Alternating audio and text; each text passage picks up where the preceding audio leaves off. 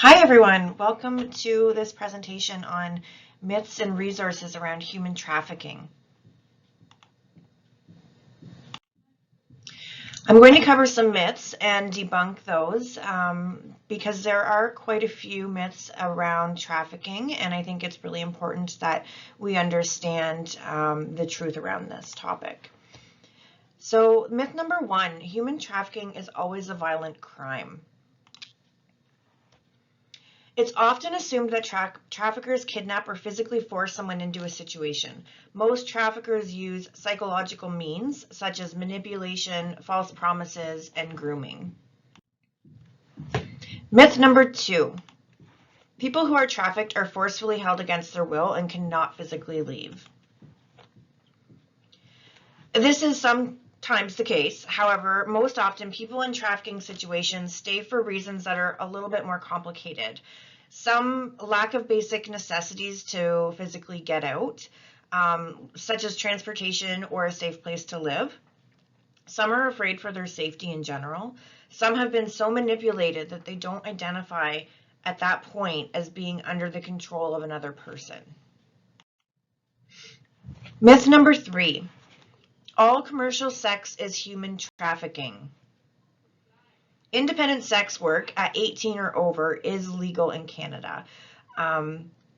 It is human trafficking if the sex work is being done is against someone's will. Myth number four, people in human trafficking always want help getting out. We can't make that assumption. Victims may not always be aware that their situation is in fact trafficking.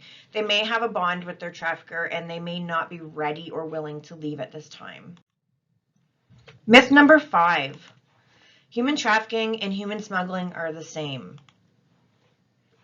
Human smuggling involves illegally moving people across countries' borders. Human trafficking, however, is when traffickers use force, fraud, or coercion to control victims for the purpose of engaging in commercial sex acts or labor services against someone's will. Myth number six, rescue brings immediate relief to a survivor. For survivors, the process of police rescue is often quite traumatic. Many have a deep fear of law enforcement and have extreme panic and confusion during an operation. Survivors then are asked to give testimony to police regarding their abuse, which is further traumatizing. It's not uncommon for victims to try and hide or escape from police during a rescue operation. Rescue is not the final step to freedom for these survivors, but rather it's the beginning of a lifelong process to healing. Myth number seven, the best way to fight trafficking is to take victims out of their situation.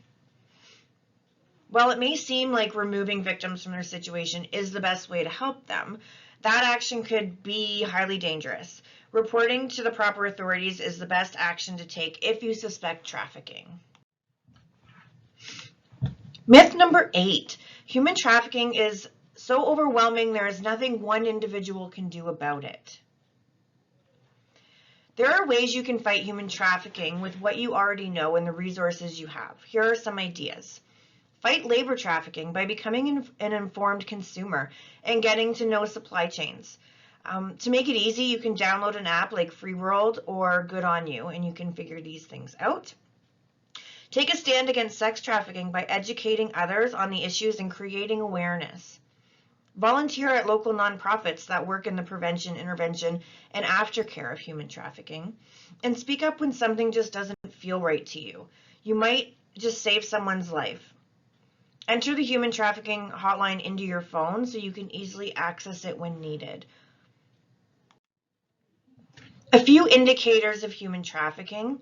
These are not all indicators, and not all of these things need to be present for it to be human trafficking, but here are just some flags. If someone's living with their employer, they have very poor living conditions, inability to speak to the individual alone. So an example I could give is if someone goes to the hospital and their trafficker is with them and the trafficker does all the talking for them in the emergency department, that could be a red flag. Answers appear to be scripted or rehearsed, and often if someone's being trafficked, they will look down, they will not make eye contact with you. Any submissive or fearful behavior, and signs of physical abuse.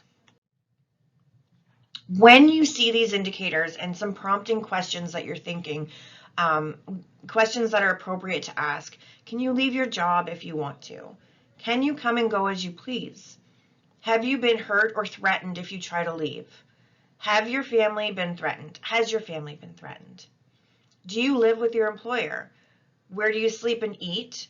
Are you in debt with your employer? And do you have access to your own passport and your ID? And here are some local resources.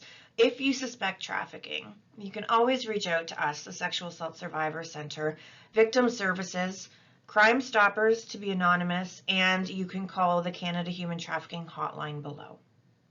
Thank you very much for paying attention to this presentation.